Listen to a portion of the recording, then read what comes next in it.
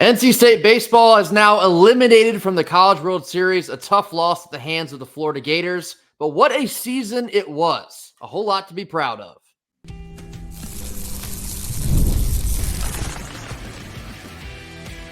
You are Locked On Wolfpack, your daily podcast on the NC State Wolfpack, part of the Locked On Podcast Network, your team every day. What's up, Wolfpack Nation? It's time to get locked in with Locked On. Thanks for making Locked On Wolfpack your first listen each and every day. We are free and available wherever you get your podcasts and on YouTube, part of the Locked On Podcast Network, your team every day. Today's sponsor is LinkedIn. These days, every new potential hire can feel like a high-stakes wager for your small business. That's why LinkedIn Jobs helps find the right people for your team faster and for free. Post your job for free at linkedin.com/lockedoncollege. Terms and conditions apply. Happy Tuesday to all. As always, I'm Grayson Boone, joined by former Wolfpack defensive tackle Kenton Gibbs. We saw on Monday it was a tough exit for the NC State Wolfpack out at the College World Series in Omaha. Suffered a previous tough loss against Kentucky on Saturday in their opening game out in Omaha. We'll touch a little bit on that. Tend to focus a little bit more about this loss that occurred on Monday against Florida. The overall story for NC State is they just were not able to cash in enough with runners in scoring position. Those are the types of moments that will make you or break you, especially when you get to a stage like this one and against quality competition in both Kentucky and Florida. It's not great to get this close and then let down. Right. Obviously, that's never something you want to see. But there's also the feeling of how can you really get mad at this team for an Elite Eight run? You know, when objectively looking at the College World Series and going to Omaha and all the things that this team did this year, you know, especially that heater in the back half of the season, it's really tough to look at this team and say, oh, this wasn't a successful season, you know, unless your goal is championship or unsuccess, which means congratulations. There are thousands of teams every year that don't see success. You're kind of sitting here. I'm saying all this to say it hurts to see these games go how they did. It hurts to see that we couldn't just muster up one more run at, you know, I want to say it was like bottom of the eighth, the heart of the lineup was coming up.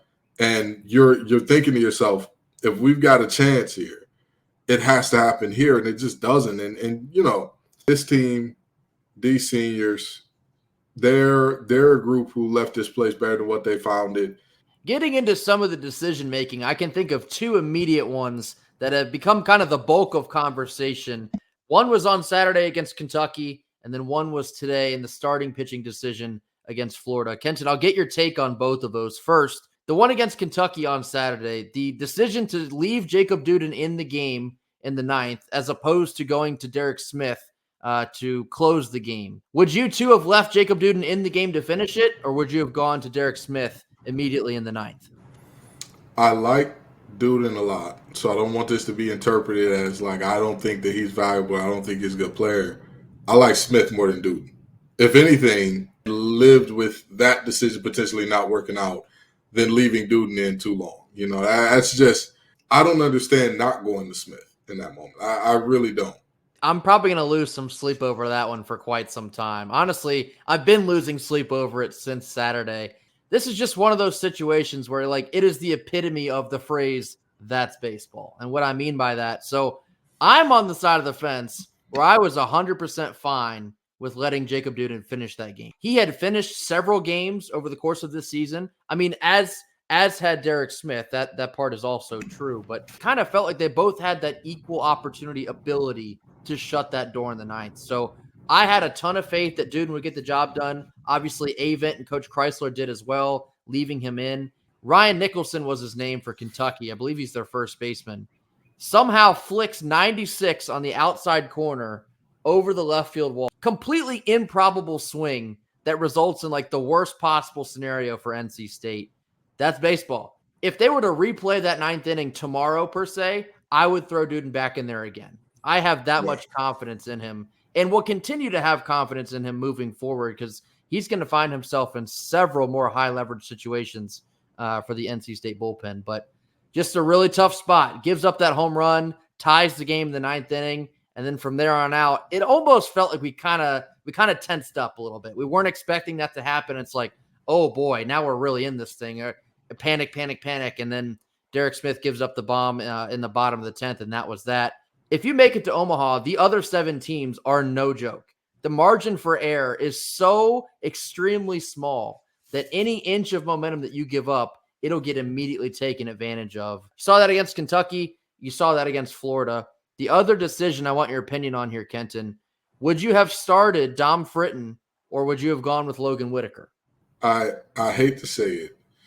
The way that Dom has played all year, I believe that he'll be back to his form from freshman year at some point in time. Maybe he needs to go back to that reliever role that he played freshman year where, is throwing some late relief, maybe being a bridge guy for our closer, maybe the role that he thrives in.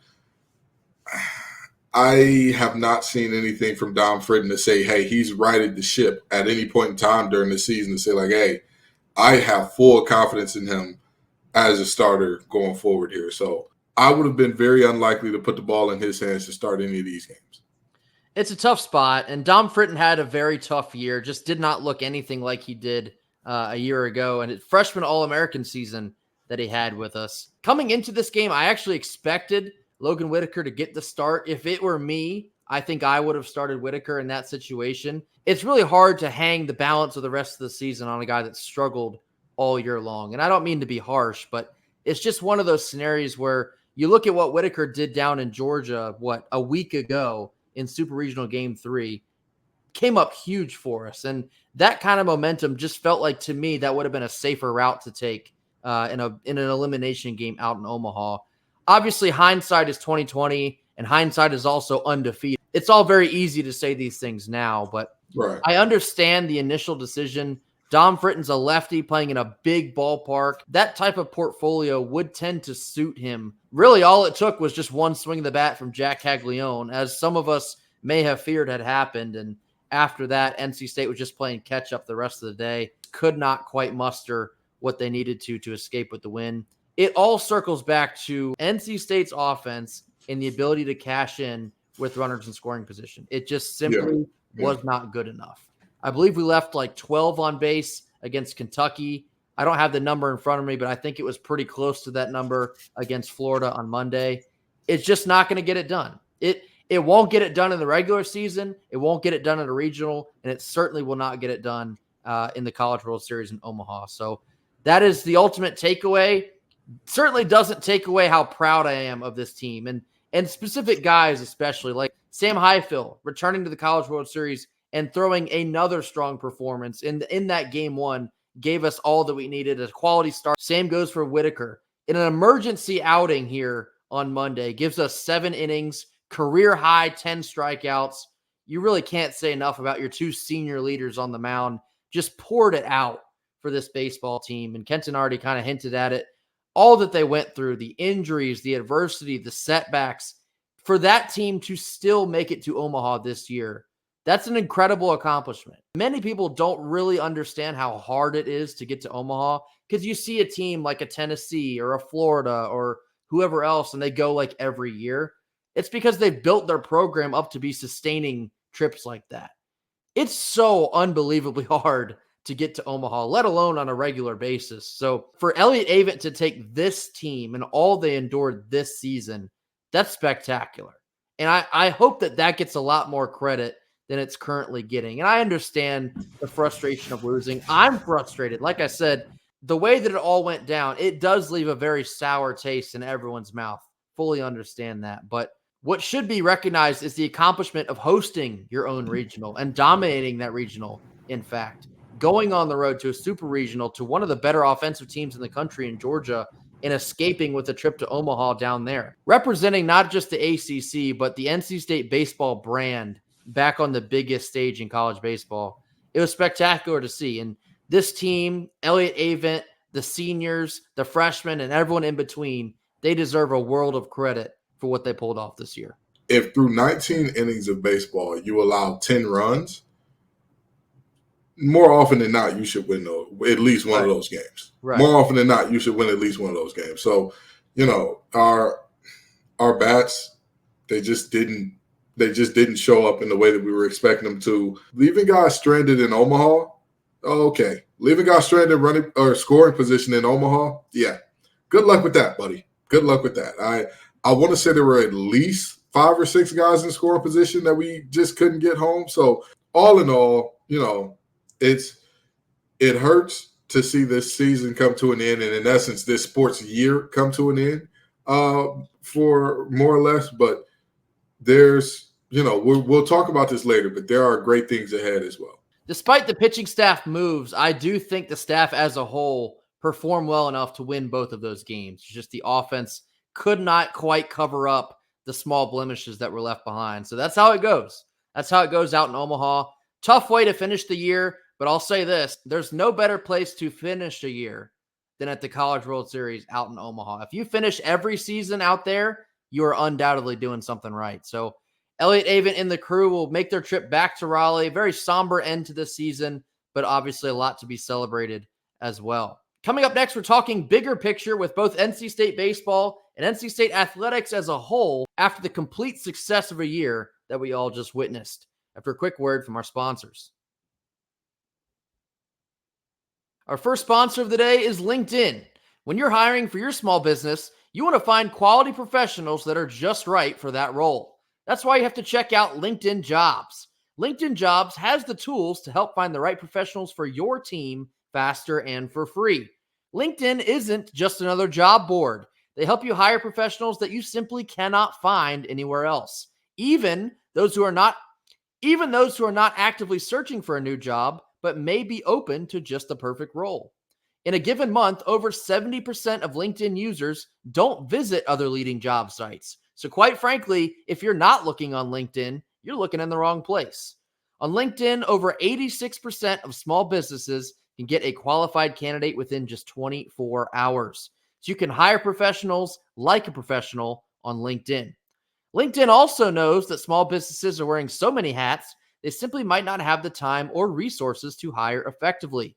That's why they are constantly finding new ways to make these processes easier. Join the 2.5 million small businesses that are using LinkedIn for hiring. Post your job for free at linkedin.com/lockedoncollege. That's linkedin.com/lockedoncollege to post your job for free. Terms and conditions apply.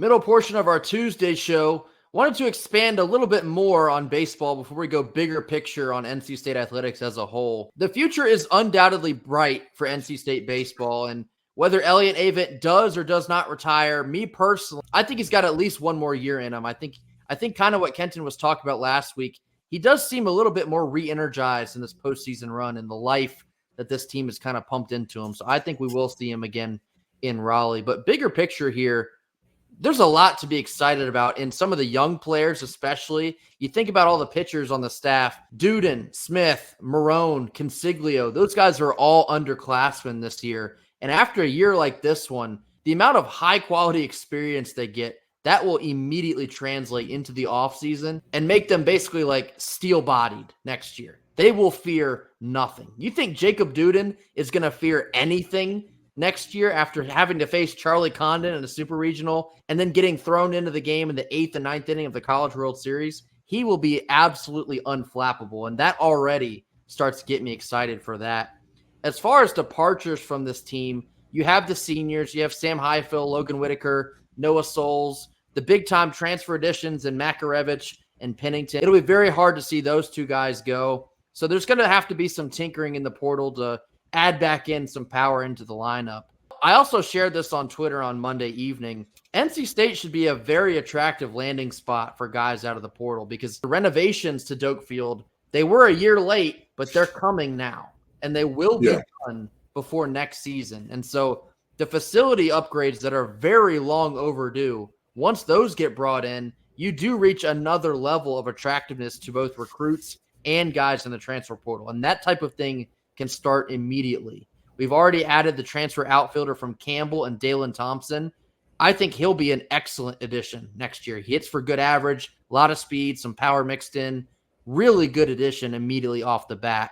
Additional names to watch, I believe, for guys that may or may not return based on what happens in the draft. I think both Eli Serrano and Brandon Butterworth are two guys to keep an eye on. If you want my personal opinion, I think both of them should come back to school, not just selfishly because I want them on the team still, but I think they could use just one more year of refining their skills and really upping their draft stock. All of that is before you even get into the incoming high school recruiting classes. 2025 and 2026 are both going to be very highly touted guys coming into Raleigh, obviously assuming that they all make it here, again, based on what happens into the draft. But once the facilities are in and you keep this young core of guys together, you can build up from there. I remember the preseason of this season, I had initially said that I think that their ceiling is hosting a regional. So not only did they exceed what I thought, probably what many people thought, but they went above and beyond, won a super regional on the road, and then made it to Omaha. Being that I wasn't expecting that out of this young group, it only ups the ante for next year. They have the experience. They're going to have the hunger to get back to Omaha, and you're going to see very special things from this group. So despite some feelings of bitterness and sadness that this season has come to an end, it's basically already time to start getting excited for 2025. Yeah, for sure. And one thing that I look at, you talk about the pitching staff and how young those guys are by and large. One name that I think, you can't forget, because we talked about him and his struggles from this last year. I think Dom Fritton is going to return to form. And I think that he went through a little bit of the sophomore slump, couldn't figure his way out of it. And as an athlete, it ends up being like quicksand sometimes. The harder you fight, the quicker you sink. And it just felt like that was the situation for him at times this season. But I truly do believe with an upcoming pitching lab and all those things that are going to be in the new facilities as well, I really do see a big resurgent year for him. And I'll tell you what, if he can be an ace, if he can be a veteran leader in the pitching staff, as well as a little bit of tinkering in terms of who are our current, relief guys and closers and whatnot, and who moves into the rotation full time to see how they kind of take a bigger workload, I truly do see our pitching staff being something scary. This is an attractive spot in the portal. You know that there are voids at certain positions that you can come in and be the guy right away. If you can show up and win the battle, you won the battle. You're the guy. That's all there is to it. So I'm very intrigued to see how that plays out and see who they pick up in the portal, because quiet is kept. Elliot Avon has done a very great job in the portal. Outside of losing one Tommy Tanks, he has been, I wouldn't say masterful, but I'd say he's been good to very good in the portal. So I'd love to see what this next portal class brings in for Pac-9. You look at a guy like Gino Groover, who came over 2 seasons ago. He proved to be a great success here. Alec Makarevich just put together one of the most impressive NC State baseball seasons we've maybe ever seen. So you can't say enough about him as well. Garrett Pennington, outstanding season, and the list goes on. So we already added the transfer from Campbell. That was about as quick as it could possibly get, and that was a really good addition as well. You're going to see several more names similar to that one. The pitching staff going into next year, I think already you can name that as the number one strength of this team. A lot of bright futures on the horizon for NC State baseball. To tie a bigger bow around things we've already been discussing the past couple weeks, this now officially closes the athletic year for NC State. 2 Final Fours, college football in the top 25, baseball makes it to Omaha. All the non-revenue sports, swimming, excellent as always, wrestling, domination, gymnastics, ACC champions. Seems like we're winning all the way across the board. And so now we kind of already start to turn our attention to this coming fall. Football is now officially on the clock. They're the next big-time sport that we are anxiously awaiting for. But NC State did massive leaps and bounds for their brand. We talk about this a lot, obviously, but it can't be overstated how massive the year that we just had is for everything NC State. With the paydays coming to all the Power 4 schools from the NCAA, I don't know exactly when that'll come into effect, but I'd have to imagine sooner than later. You're going to get a lot more money to start playing around with within the athletic program, whether that goes to facilities, retaining players, retaining coaches. There's so much good that is still on the way for NC State, And after you have a season like this one, for all your sports, it felt like there's never been a better time to be a part of the Wolfpack. Yeah, I agree. There's objectively speaking, when's the last time you can remember having this much success across this many different sports? I'll tell you, never. Yeah, and that's the feats that we achieved this year are extremely rare, as only 2 other schools have done it in the history of the NCAA. Yep. In terms of that many Final Fours, bowl game, College World Series, all that good stuff. So, we are moving and grooving in an amazing direction. It's time to finish some of these off now. It's time to finish some of these off. Getting there is great. Don't get me wrong. It is amazing to get there. Somebody told me, hey, you can get a guaranteed slot in all these spots every year. Would you want that? Absolutely. You have to capitalize when you get there. You have to show and prove. We had the most watched bowl game outside the Power Five, outside of the New Year's Six, rather. You've got to finish. You've got to show up. You've got to do your thing for one more game. Again, and you're playing in a bowl game, so you're not going to be playing the slouch. 9 times out of 10, you're playing a highly viewed bowl game. So 9 times out of 10, you're going to be playing against a fellow Power 4 team. You've got to finish. You've got to finish. You're losing to the eventual national championships and a undefeated buzzsaw of a team in South Carolina. Hey, women's basketball, hats off to you. They'll be back. They'll be back. They'll be back. Men's basketball team, what an amazing run when nobody believed. They showed us all why. There's that element to the pack where you just don't give up. Don't ever give up, because, when you were ready to write that team off, they wrote back and said, hey, we'll be just fine here. And, this baseball team, of course, we all looked at this team like they're young. We don't know. Yes, Avon's been here for a while, but we don't know. And I'm not going to lie to you. There were many people having chats about, well, is this a lame duck coach where he's on his way out and all that type of stuff? He didn't coach like a guy that was like, we're just going to play it conservative, keep it safe, and not rock the boat as much as possible. He was very aggressive in spots where a lot of folks wouldn't have been. So, these are really, really great things happening. Leftwich and the softball team, they're getting better every year. The only 2 ACC championships in gymnastics history, both are in Raleigh. There is so much going right for NC State sports right now.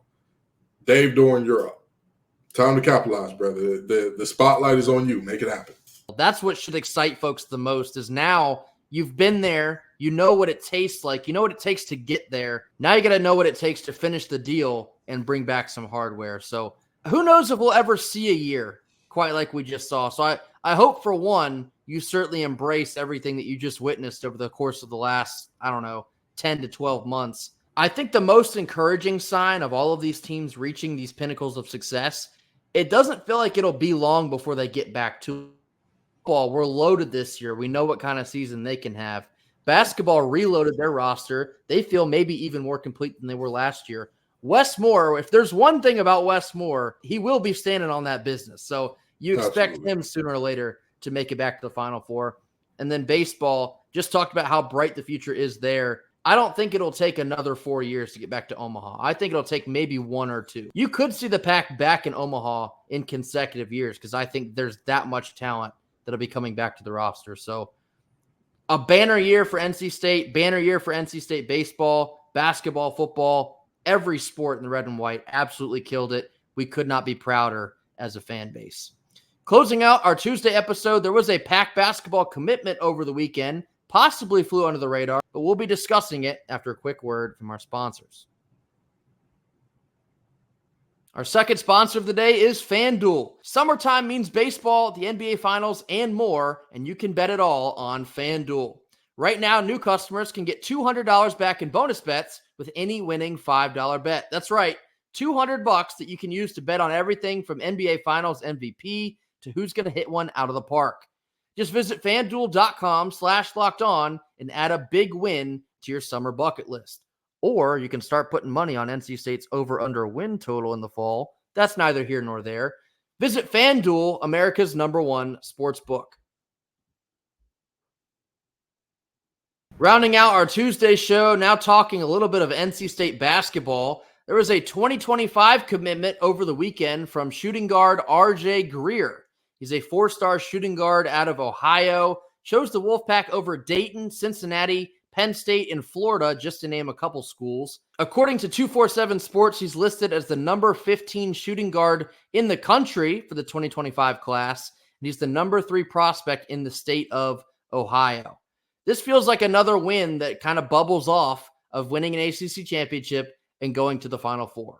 And I know I sound like a broken record in saying that, but it just goes to show you when you get to those levels of postseason success, people take notice. Recruits take notice. They want a piece of what your program is putting out. And so getting a highly touted shooting guard to commit already for 2025, that's a big win for Kevin Keatts. I believe Greer is the first commitment for this 2025 class. It's a really good foot to start out on because this is the type of guy that you can essentially bait other people that want to play with a talent like this one.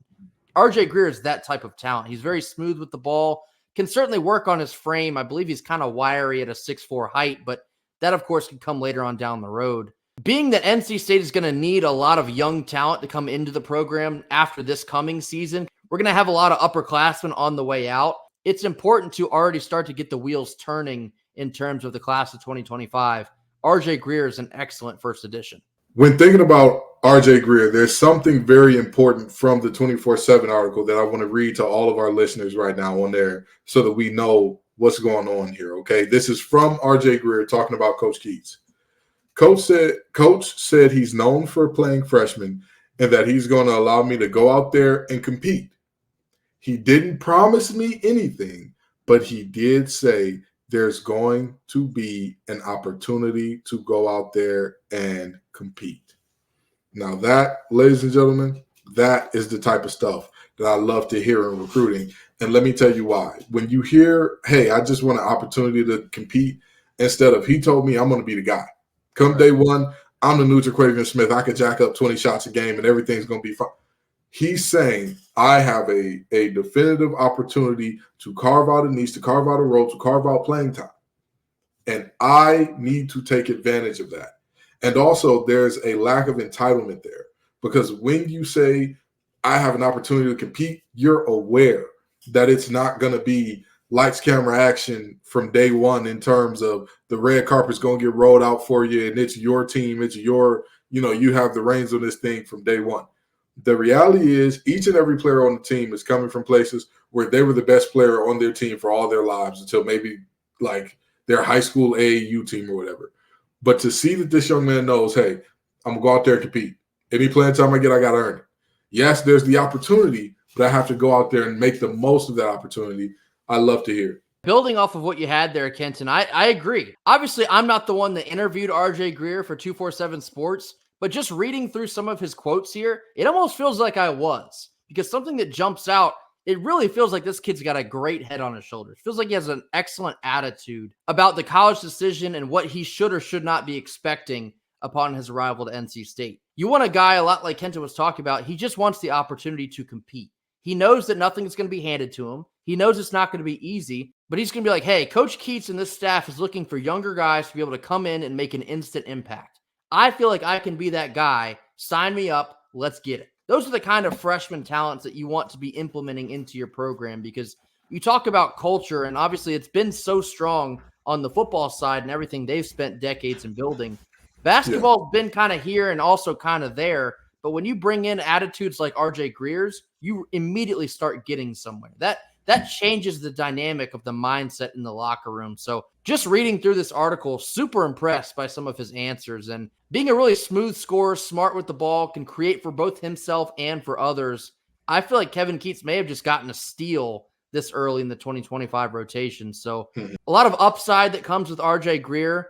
We're going to have to keep an eye on how many more additions will be in the 2025 class. I'll also say this. In a sense, I've kind of been turned off of following high school recruiting for basketball only because of how volatile the transfer portal is. And we've kind of been reconstructing our teams with 6 or 7 new faces from year to year. And that seems to be taking the majority of my attention because those are the guys more often than not, they're going to come in and play immediately. But RJ Greer, he did grab my attention in some of these quotes here, and I think it's an excellent first edition, and an edition that can really start to carry the flag for the 2025 class that's still coming down the line. And, you make an excellent point about the transfer portal being the main way that folks are building teams now in basketball. But I'm going to tell you, look at all the teams that are winning the championships. There is still an immense amount of value in using the portal to supplement. I have pieces, I have holes that need to be filled. But at some point in time, my roster needs to be built through some high school recruiting, because again, that's your core and your culture. And you never want the new guys on campus to have a bigger hand in setting your culture than the guys who have been at your place 3-4 years. That'll do it for us here on Tuesday. Sad end to the NC State baseball season. Be sure to give us any and every thought you have based on the decisions made at the College World Series, the season overview as a whole, and any other thoughts you have baseball related. Be sure to get those down into the comment section. Tell us more about what you think about this overall athletic year for NC State. Many of you already have, but now that it's officially over, if there's anything else on your mind, be sure to let us know. We love reading these responses each and every time we get through them. And RJ Greer, 2025 shooting guard, the first of the 2025 signees for Kevin Keats. Any thoughts you have on his addition as well, be sure to hit that comment box. Also, be sure to hit that subscribe button if you have not already, and we will see you all tomorrow on Wednesday. Until then, go Pack. Go Pack.